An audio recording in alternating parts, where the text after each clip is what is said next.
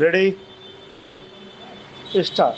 सभापति महोदय, जिस विधेयक पर इस सदन में चर्चा हो रही है उसका इस देश के अधिकांश लोगों ने और इस सदन में भी अधिकांश सदस्यों ने स्वागत किया है, इसलिए इसमें दो राय नहीं हो सकती कि यह विधेयक जनोपयोगी है या ठीक है कि कुछ लोगों ने, जिनके निहित स्वार्थ है, इस विधेयक का विरोध करने की हिम्मत की है।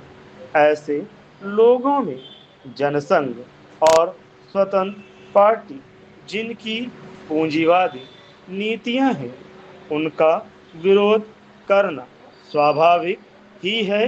पैराग्राफ 6।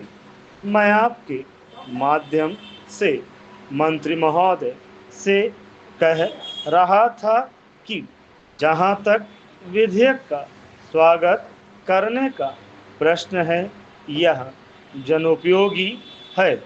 जहां मैं इस विधेयक का स्वागत करता हूं, वहां यह भी निवेदन करना चाहता हूं कि इस कानून को सफल बनाने के लिए, जैसा प्रधानमंत्री ने सदन में अभी कहा, जो लोग इसका स्वागत करते हैं उनको उचित दृष्टिकोण और ईमानदारी के साथ काम करना चाहिए।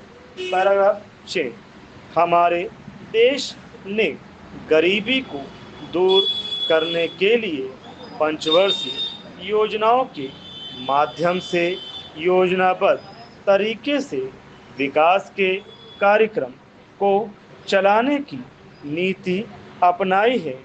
विधेयक के सिलसिले में जहां यह विरोध किया जाता है कि इस विधेयक से एक तानाशाही पैदा होगी, अधिनायकवाद होगा, वहां मैं यह निवेदन करना चाहता हूं कि यह विधेयक उन लोगों पर जो पूंजीवाद के जरिए से, एकाधिकार के जरिए से हम पर नियंत्रण रखना चाहते थे और जिनकी पूंजी इस विधेयक के अभाव में बैंकों के माध्यम से बराबर बढ़ती जा रही थी, रोक लगाता है। उनकी नीतियों का परिणाम यह हुआ, देश के चंद लोगों की पूंजी जो इन बैंकों के स्वामी थे, अत्यधिक बढ़ गई।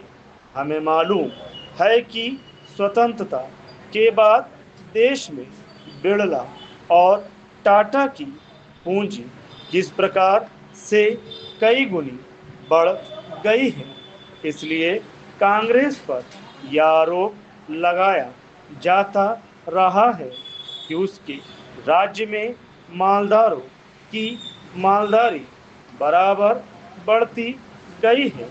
इसको कम करने के लिए कांग्रेस के निर्णय के अनुसार यह कदम उठाया गया।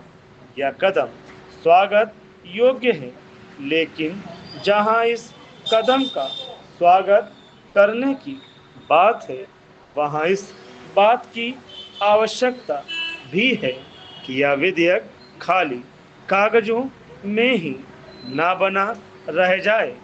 आज के जमाने में हमारे शासन में जिस तरह से नौकरशाही का बोलबाला चला आ रहा है, जिसको यह सरकार समाप्त